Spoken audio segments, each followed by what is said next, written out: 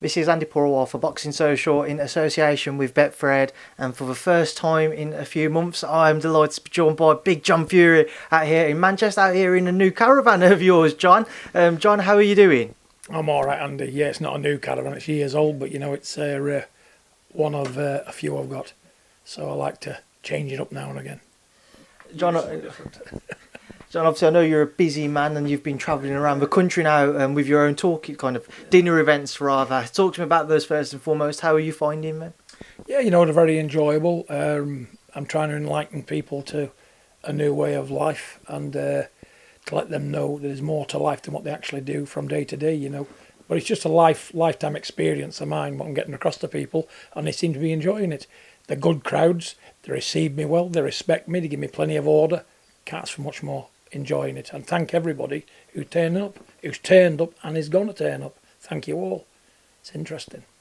John, I know you've got, well, you said to me earlier, 40 shows kind of up and down the country you've got to complete. You've done 5 so far. By the time this goes out, I don't know if there'll be any more. But kind of, how do you find continuing having to travel up and down the country? I know you've said about your travelling background, you're proud of it and you love doing it. Does that make it easier? Because there's a lot of miles you're having to cover, John. You know, travelling's what I do, you know. One end of the country to the other is not much of a big deal for me because I've done it most of my life, you know. And like I say, I'm meeting different people. We're going to different parts of the country. I'm seeing quite a lot and it's very enjoyable for me. You know, and like I say, what else am I doing? Not a lot. You know, when I'm not working, I'm here in this military caravan in the great outdoors like we're doing here. So, yeah. I'm enjoying every minute of it, but going up and down the country, it's not a problem for me. You know, I get chauffeured about, so it's not too bad. I don't do the driving. Now, obviously, we will show people the caravan later on in a different video. We will film. We was going to try to do this outside, but you actually live, what, a mile away from Manchester Airport, and the planes are flying directly above us. So are you able to sleep at night, John? Yeah, I can sleep at night, you know, because I've been around here a lot of years, 30-odd years now. But I've only just been back in this area because I've been over in Derbyshire, been in Buxton, you know, and I've just made my way back here because of work commitments. You know, we've got boxers in the gym that need taking care of, and like I say, the shows, so I've got to be close at hand, or I wouldn't even be here. Excuse me. That's okay, John.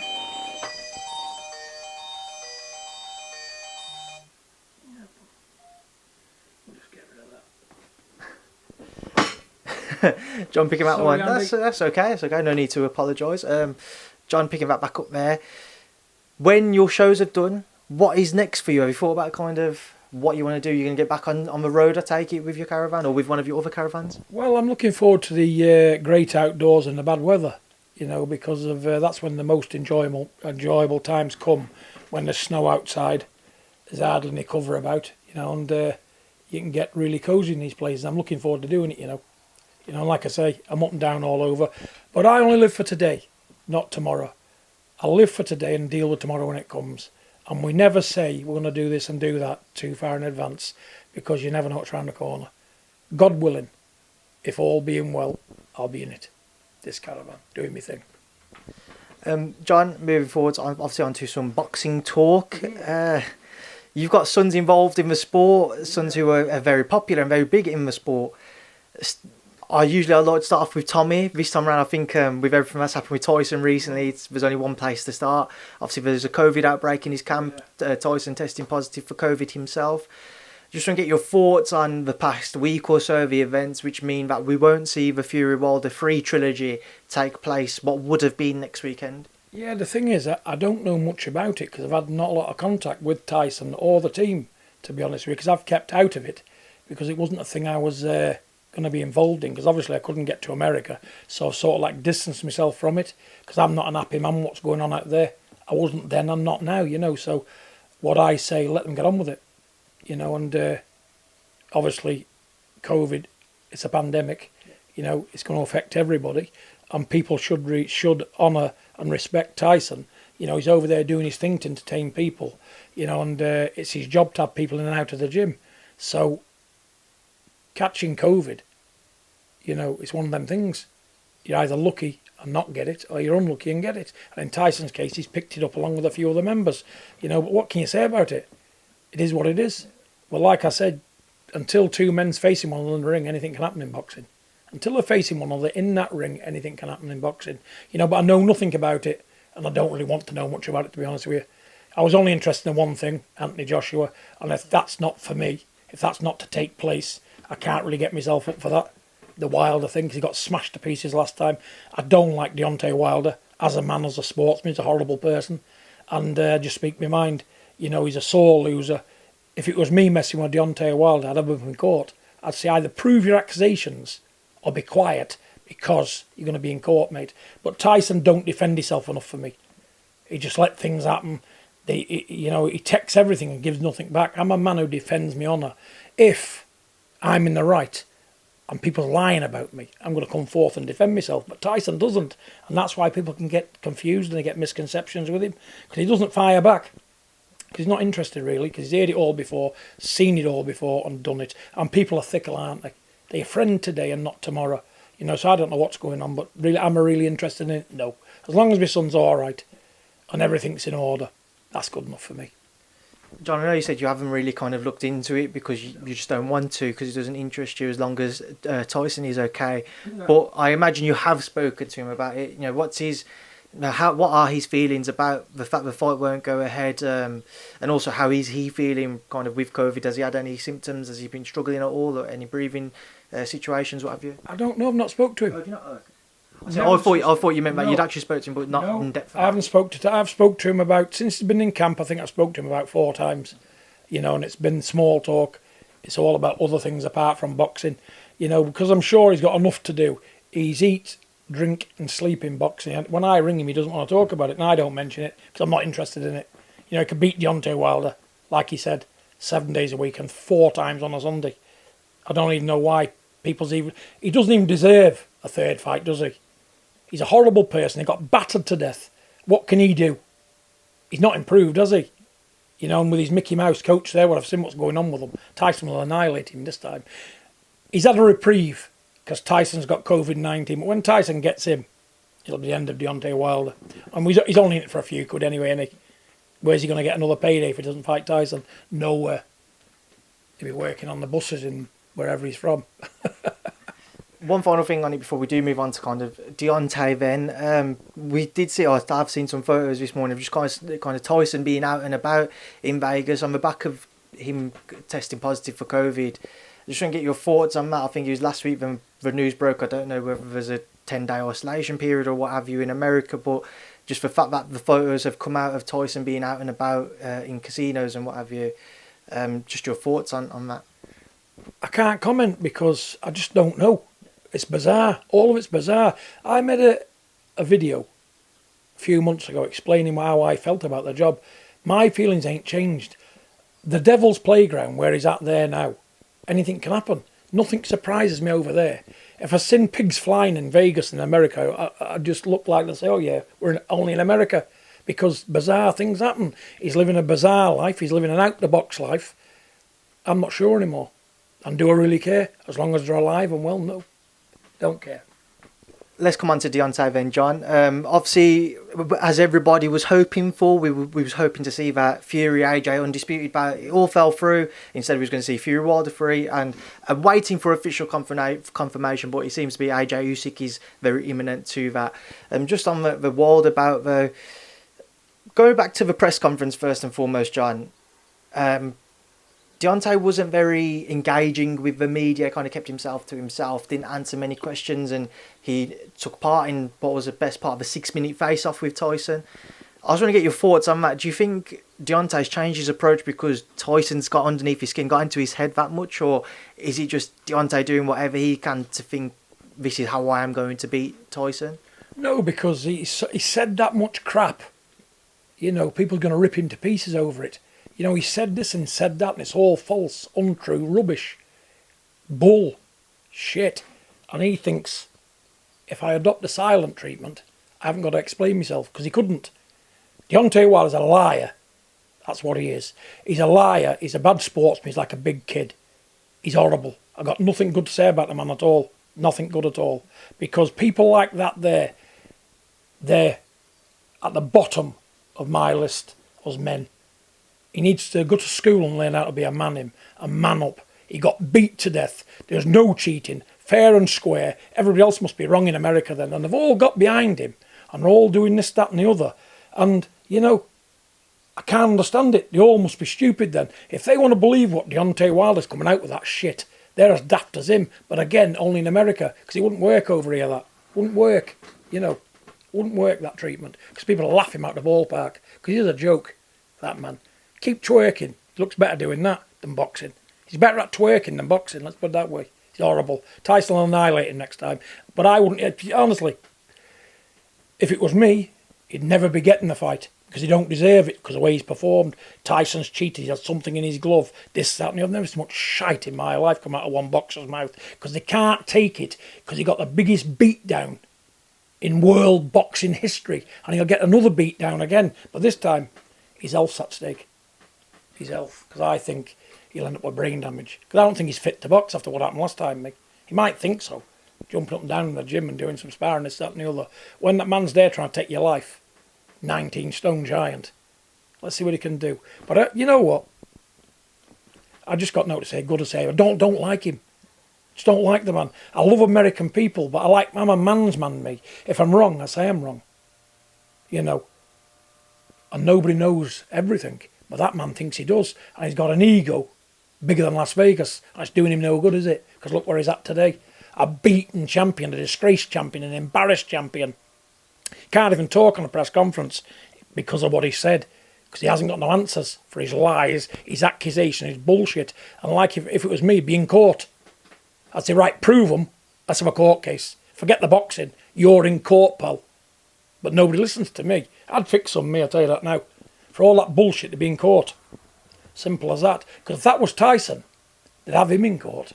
And yet my lad don't say nothing bad about nobody. He gets on with his boxing, takes his lumps, does his thing, and that's why he's undefeated champion.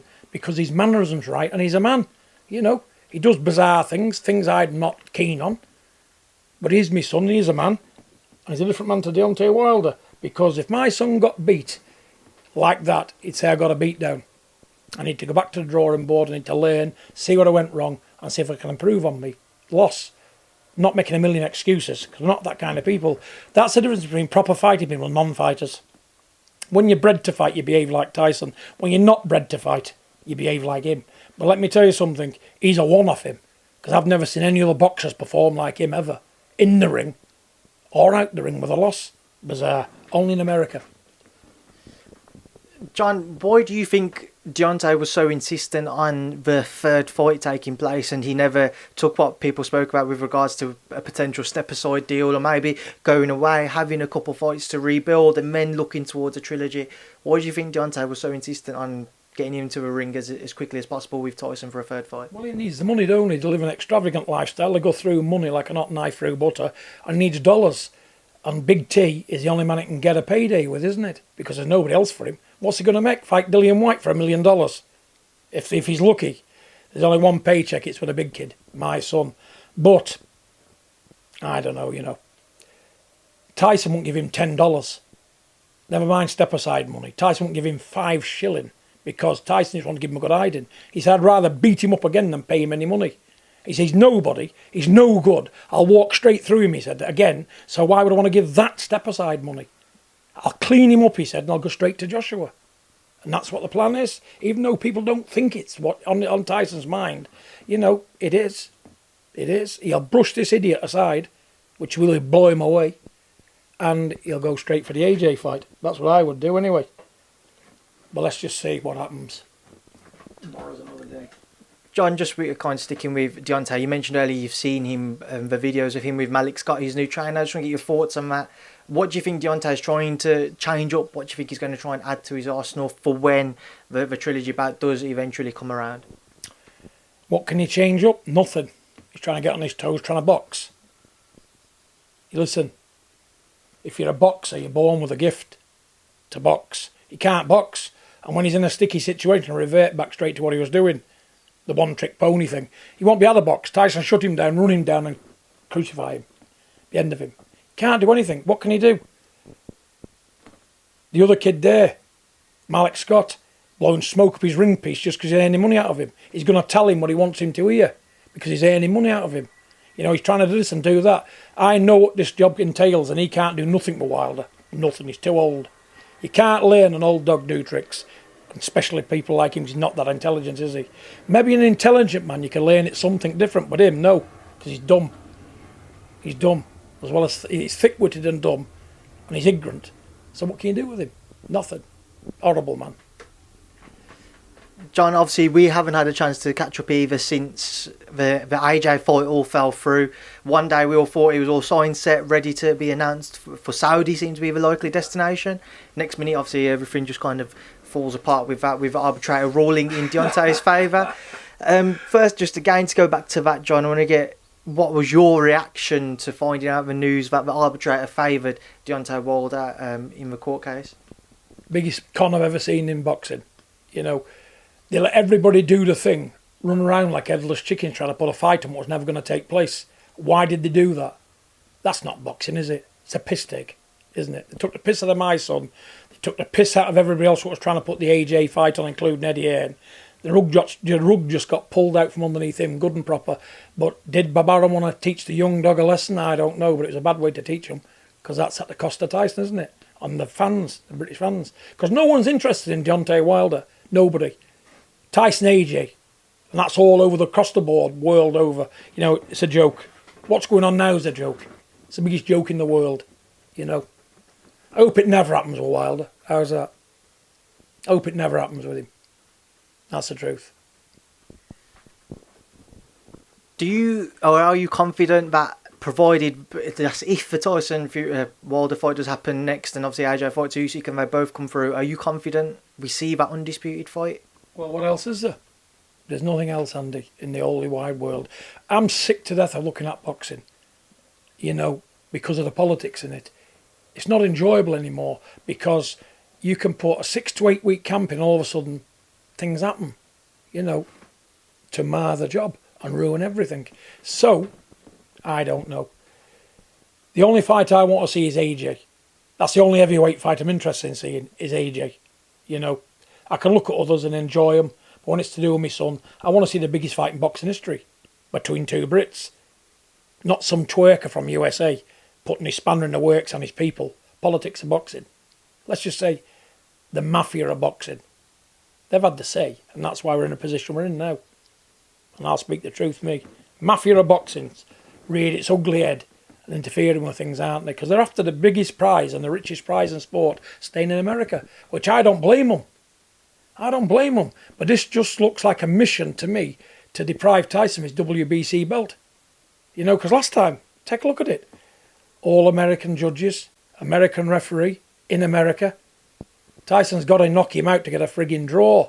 You know, so why would you go over there to do that? I know they pay big money, but they'd have to. Because if it wasn't getting big money for doing it, you wouldn't want to go there, would you? You know, unless you're going on holiday or something. But like I say, it's full of politics. It's been like that since it started for 400 years. So at the end of the day, is it going to change? No. Where there's big money involved, there's corruption. And that's what's happening all around the board with every fighter on the earth today. John, from pretty much kind of the beginning of the year, Eddie Hearn had done an interview pretty much every week or every other week saying a deal was close, a deal was close, a deal was close. When it got to that point when it was, obviously, like we say, the arbitrator ruled in Deontay Wilder's favour. I just want to get your thoughts on the promoters' aspects. What did you make of Eddie's role in it, Bob's role in it, Frank's role in trying to make the Fury AJ undisputed bout? Well, to be honest with you, I kept saying it ain't going to happen. I know Eddie Hearn thought it was, but I kept saying, didn't I? No. Something will happen. It's like this. I said this wouldn't happen. I said this won't go ahead on the 24th of July, didn't I? Because something will happen. It always does. You know what I'm saying? And I can't understand for the life of me why they'd run around like that. Obviously, there's higher powers in boxing than the match room, aren't they? Because match room run around like a headless chicken doing all the work. Nobody's doing no others are doing anything. There's only him committing because he wanted to fight. But why the others wasn't committing, it's clear now. Because they knew it wasn't going to take place. And they knew that Deontay Wilder was going to be brought back into play at any time. But why on the 11th hour? I don't know. Politics of boxing again. It was the biggest turnaround I've ever seen It's took 2 years to even get close to making an AJ fight. 2 to 3 years. And all of a sudden, within 24 hours, done, signed, sealed, delivered, and on your way, right, you're fighting. In 6 weeks' time. Unheard of. That's not how business is done. It's for them. But if you want to keep your belts and do things right, you've got to do it properly. You know, if you're training for one man, you can't just change on the 11th hour and do something else. Your mind won't adjust, especially in the boxing game. Unless you're a robot or a miracle man. I'm sure he's not one of them. John, just kind of going off your comments with regards to the promoters and their roles in trying to make the fight, do you think that it might damage the respect between them all and any chance of trying to make the fight further down the line between Fury and AJ? There's no respect. It's all about money. Forget the respect. Money speaks all languages. Money's king. Cash is king. And that's what these men thrive on. You know, they sell their own mother for $1, these people in the boxing world, the politics of boxing. So forget about the respect. Respect's out the window. So who's going to pay the most money for this fight? And if there's money to be made, they're on it, aren't they? All it is, money. Money, money, money, and more money. The belts are irrelevant. Like Tyson kept saying to you before, it's all about the dollars, isn't it? And who can put arse on seats and generate the most income? And I'd say it was AJ and Tyson. Tyson, AJ. Not the rest of it. Even though they're trying to make it the rest of it, no one's really interested. How disappointed were you, John, not to see the Fury AJ bout on a personal level then? Well, it was a shock to me because I wanted him to fight AJ, clean up. There's no more he could do. Tyson has won everything. Every professional belt he has to win, he's won them. Get AJ sorted, win, lose, or draw, walk off into the sunset. You're either immortal or you get beat. And I was very confident Tyson would come out immortal after he beat AJ. Job done. Your business is done. You've won everything. You're the best of your era. But now he's got to go round the houses again. Because I think Tyson is the worst. He's been the worst managed and looked after heavyweight in boxing history. Honestly, he's had nothing but cowboys looking after him. And he's still got cowboys looking after him. And he's still winning. So what kind of a man is he? Telling you now. If it was on a level playing field, Tyson would be unbeatable. If he was looked after properly, he'd be champion next 10 years. You know, but it is what it is. You know, everybody wants a piece of him. It's all about money around him. So all these fake friends he's got what he thinks are his friends, but they're not. They're all what they can get out of him because he wouldn't be there. So, yeah, don't know. It is what it is. John, just want to kind of get your thoughts as to when you think we will see Tyson back in the ring then. I know they're speaking about early October or middle of October for that Wilder trilogy. But also, it's come out, obviously, Tyson's had one of the COVID vaccines. He hasn't had his second one yet. Do you anticipate he will get that second one? I don't know anything about it at all. Like I said, I've not spoke to him about anything. You know, and it's up to Tyson what he does. I don't get involved in what the internet says, papers say, media says. I want to hear it from the horse's mouth. I've not heard anything from the horse's mouth, so I'm not commenting about injections, jabs, and all that. I don't know what he's had. John, moving forwards then, obviously sticking with heavyweight talk though, AJ, like we say, he's getting ready for what we assume will be Alexander Usyk, just waiting for that official confirmation. So what are your thoughts on it, John? Because as we've got closer, a lot of people are kind of making it seem to will be a much more difficult task than what people thought beforehand, and that's not meant with any disrespect to Alexander Usyk because he is a phenomenal fighter. Yeah, Usyk's good. He's a world-class cruiserweight, proved it, but AJ's a big dude. And he's got a good array of boxing skills. You know, he's a big, strong man, and I just think he's all round too good for Usyk. Usyk won't be able to hit hard enough to bother him because he's too small. He'll walk straight through him. I think AJ will stop him quicker than anybody else. How's that? I think AJ will just walk straight through him. I do. Because one's a cruiserweight, one's bulking up, and if he bulks up to try and meet him head on, forget about it. That's why his weight classes, isn't they? A good big one will always beat a good little one. And AJ's a good big one. And there you go. That's the answer to that one. Moving forward once again, Dillian White, he said that obviously if Tyson wasn't ready, then he'd have been happy to step in to face Deontay Wilder. That won't be the case now, but would you be happy to see Dillian White versus Deontay Wilder?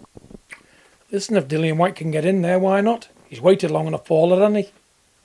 Was he been a number one contender for 3 years or something? It's outrageous. If he can get in with Deontay Wilder, I know he's got no chance with the politics of boxing because there's no money in it for Wilder. Wilder's looking for the big dollars. He wants to fight the big dogs, the only way I see Dillian White getting a chance if somebody picks him, cherry picks him, thinking they're going to get a win, an easy win, and he turns somebody over, like Tyson got cherry picked with Deontay Wilder twice. Because if they never seen Tyson's eye hanging off against Otto Wallin in a terrible performance, they wouldn't have wanted the second fight. But they seen the Otto Wallin fight and thought, yeah, Wilder can't lose, Wilder will chin him. They cherry picked him the first time, thinking he's been out the ring for years. He's been abusing himself, we can't lose. But every time Tyson, when he's in that ring, he changed his full job. He can look terrible in a training camp, but when he gets in that ring, he's a different man, different animal. And they got it wrong twice, and they'll get it wrong the third time. But the third time will cost him his career and his life, probably. And if he's not dead, he'll be an invalid, which is a silly man. But if they want to sell the soul and put their life on the line for money, which I'm sure they will, get on with it. John, with Dillian, another name which has been coming up is Charles Martin. Would you be interested to see that one? And also, what do you think would happen if we did see them clash? I want a belt on the line for Dillian White. He deserves a belt, that poor lad. If they're going to make it for a belt, yes. So these people, Charles Martin, they're has-beens, aren't they? AJ walked straight through him. So what can you say about Charles Martin? Maybe he had a bad night. People can have bad nights and people can re-perform, but not the way I was seeing him. Got blown away in about 30 seconds, didn't he? It was ridiculous. He didn't put up a fight. So what can I say about him? People can only judge on your last performance, and that was shocking from Charles Martin. Joe Joyce, Carlos Takam next weekend. John, a very good little interesting fight there. What are you expecting? Joe Joyce will annihilate him. Too strong, too big. I think Takam will let him know he's there. He'll give him some kind of a few problems, catch him a few times. But Joyce wear him down. Too big, too strong. And Joyce will stop him round about 8. Just quickly stop and start there, John, for that time's out. I spoke to Otto Wallin recently, and Otto said to me he'd be happy to face Andy Ruiz Jr. What were your thoughts, Otto Wallin versus Andy Ruiz Jr.? Good fight, interesting. Otto Wallin's better than you think. And to be honest with you, I'd half lean towards Otto Wallin in that one, me. I would. Because he's a southpaw, he's game, he's a trier, he's heavy-handed. I fancy Otto Wallin to beat Ruiz on points. I do. Moving forward once again, away from the heavyweights, we've got an undisputed battle, 154 pounds this weekend. Jamal Charlo versus Brian Castano. John, I know you don't have a TV with you currently in the caravan, but will you be trying to tune in somewhere? Not really, no. No, because I see enough boxing. I've drank and slept it for 45 years now. I don't need to watch every fight there is out there. And I've got to be interested to watch them. And I'm an heavyweight guy, so I'm only interested in the bigger boys, And like I say, it'd be a cracking fight for the viewers. The fans will have a treat there because they're both good both good men, and there's a big future for the pair of them, the winner, aren't they? But am I interested? No. I know you've said you're a man for big guys, but I know we've spoken before about that lightweight division, the likes of Gervonta Davis, Vasyl Lomachenko, Ryan Garcia, the list goes on. We're all waiting to see what happens next. Out of all the guys, the Teofimo Lopez as well, if you could name 2 to fight each other, who would you like to see face each other, and what do you think the outcome would be? Davis and Lopez. Cracking fight, and at the end of the day, Tank Davis... border on elite fighters, aren't they, the pair of them now? And I think the pair can go on and do big things, but will they fight each other? I don't know, because it's not good business sense for them to go at it just yet. But I see them fighting sometime in the distant future, and it'll be a cracking fight. I couldn't pick a winner, Couldn't pick a winner. I really couldn't. With Teofimo, there was a lot of talk after Vasyl Lomachenko's comeback win, a rematch between the pair of them. Do you think we'd see anything different in a Lopez-Lomachenko rematch? Not really, no. No. Lopez is a sharp boxer. He's here, there and everywhere, and his skills, and he's a very skillful man, but Teofimo Lopez, different class. Again, one's a good fighter, and one's an excellent fighter. That's the difference. And when an excellent one meets a good one, there's only one winner, the excellent one. Going Lopez again. Repeat. Another man who we never had a chance to speak about was Billy Joe Saunders. Obviously, he fell short in his bout with Saul Canelo Alvarez. John, just kind of looking back over that, what did you make of Billy Joe's performance and the fight up until the point of the stoppage? He done what he had to do, Billy, didn't he? And the other man, he's a pound-for-pound great, isn't he? He's the best in the world. You know, he didn't disgrace himself. Billy done what he had to do. But the other man just looked a lot stronger than him. And as the fight wore on, I thought Billy Joe was, you know, he was where he was at. But I think the other one could raise his game more. Canelo was going to go into another gear at some point. But did Billy Joe do well? Of course he did. You know, he was in there. He didn't run away from him. You know, he tried to make a fight of it, but the other man was just too good. Simple as that, you know. And that's the way it is with that one. Billy will come again, probably win another world title somewhere. But he's on another level, he is, to the rest of them, this Canelo. To be honest, he's only getting better. He's only young. He's getting better as well. Too strong. And it's hard, correctly. Quality over quantity. He doesn't miss so much. And believe me, you could hear him just going off like cannons, and I was sat in my front room watching it, you know, so believe me. He done well to stay in there 9 rounds, Billy did, to be honest with you, because it was punishing for him. But he stuck in there, he showed a lot of heart and guts. You can't do no more, can you? Good on you, Billy Joe. Come again. What did you make of the build-up to it, John? There was a lot of talk about the ring canvas. Now, obviously, Tyson's got his own past experiences with regards to that. So what did you make of it this time around with Billy Joe? Billy Joe versus Canelo, obviously, the ring canvas issues they was having. What did you make of it? To be honest with you, it is what it is, boxing, isn't it? It's all entertainment. It all mixed towards a better fight, and it all sells. But did it really make any difference? If it had been fighting on a football field, the decision wouldn't have been any different, because one man is a pit bull terrier, and the other one's an elite boxer that doesn't carry that much firepower. And to be honest with you, you've got to be able to knock them dead to mess with people like Canelo.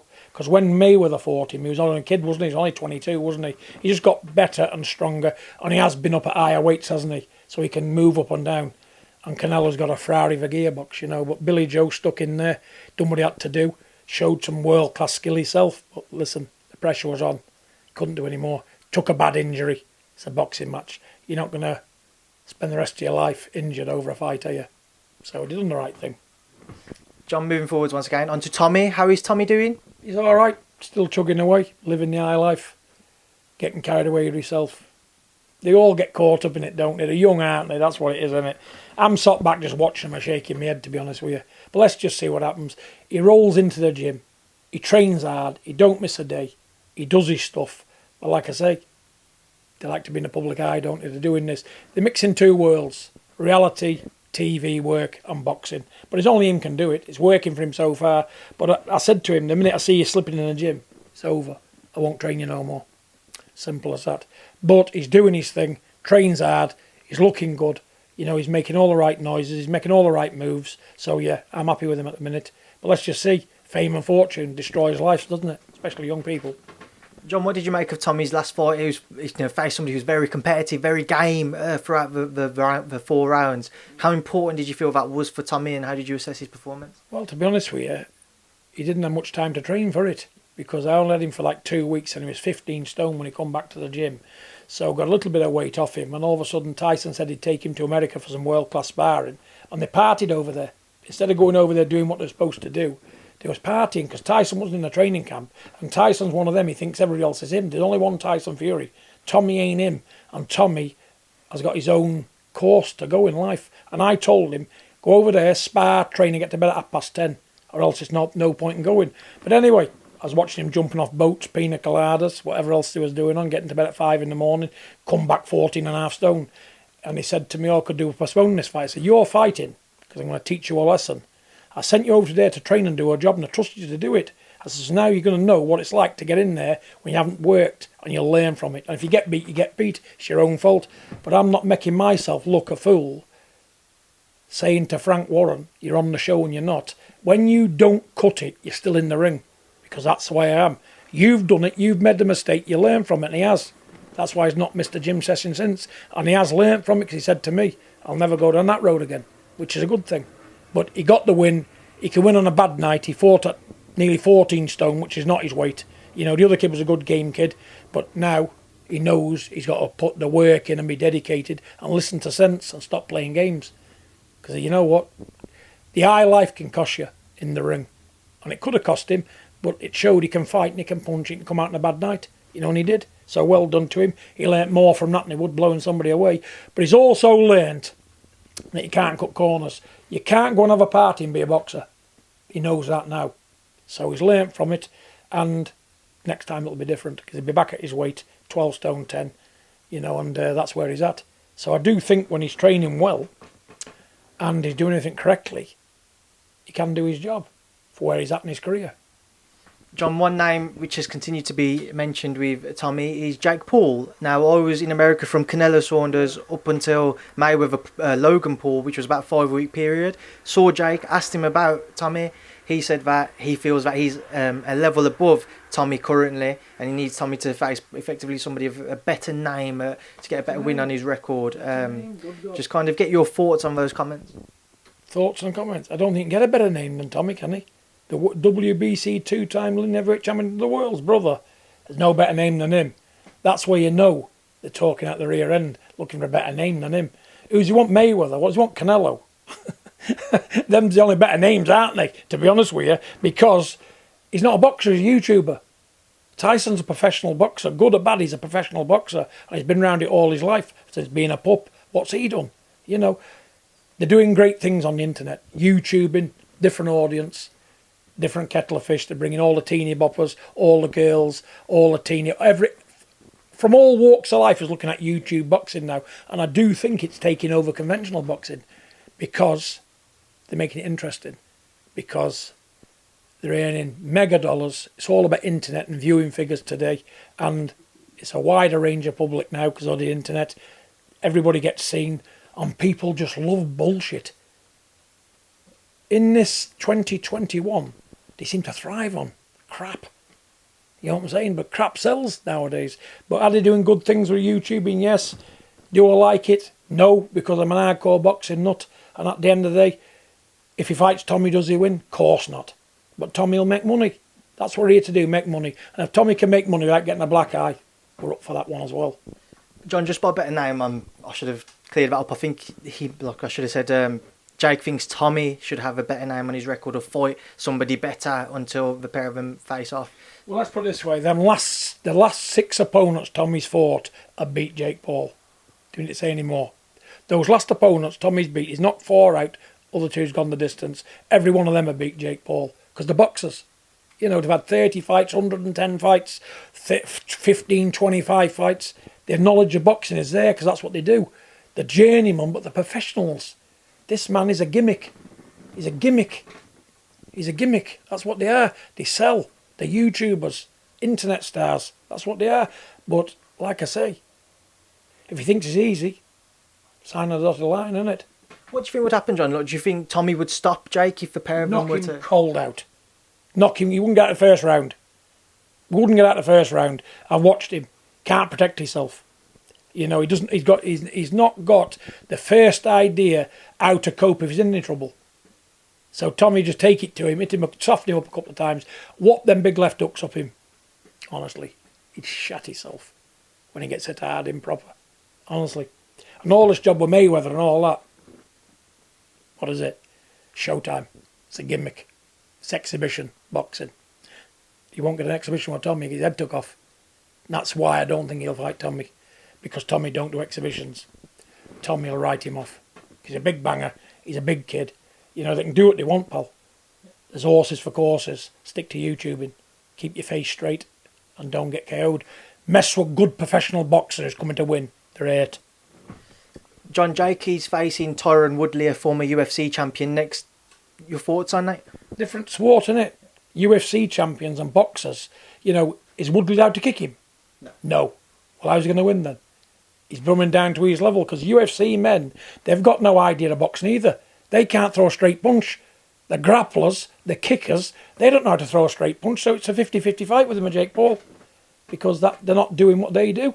Now, if the other one's allowed to do grapple him and kick him and elbow him and nut him and do whatever he does, the other man would win, hands down. But being as he's took his tools away and he's left with the tools he knows not what he hasn't practiced to do, what's he going to do? Can't win, can he?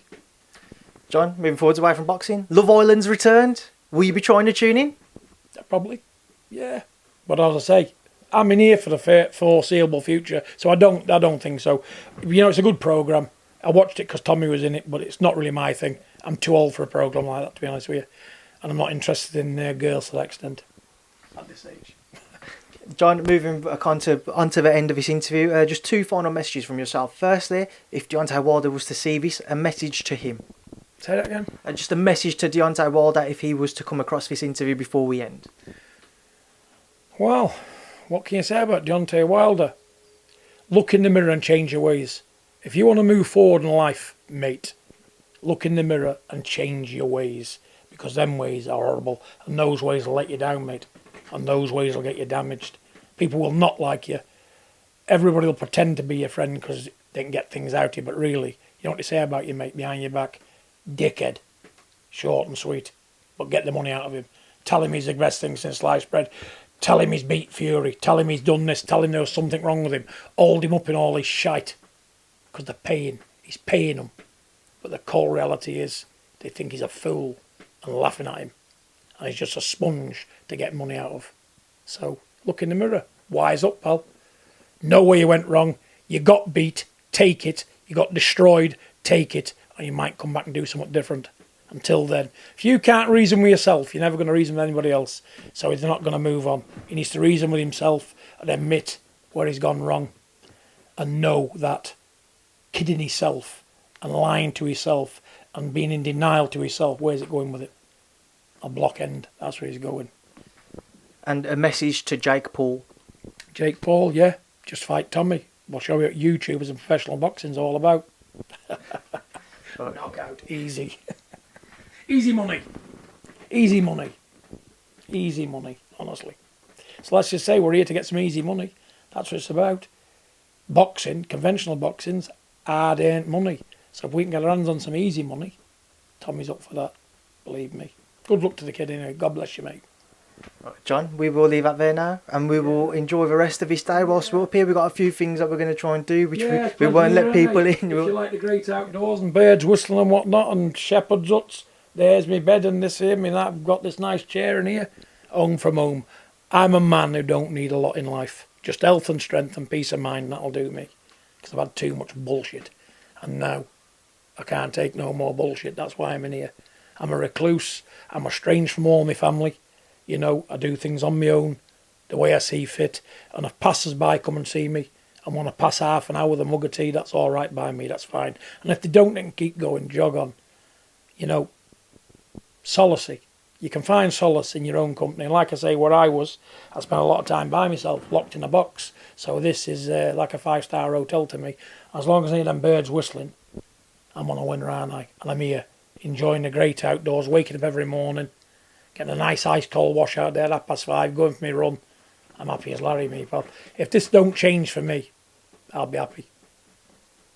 John, it's a pleasure to catch up with you for this interview. I will keep in touch, as you Thanks know. for coming, Andi. I appreciate You're your time. a good man, you're a gentleman. You know, we always have a bit of banter, don't we? We try, John, we try. Now you're going to have some of my stew, what's 2 days old. I'm sure I've probably eaten worse. Believe me, there's only me can eat it. You'd probably be on the toilet on the way home. You'd be stopping at every service station, I think. But listen, good luck to you, Andy, and God bless you. John, all the very best, mate. Thank you, Speed to Boxing Social. Lovely, mate. Take care.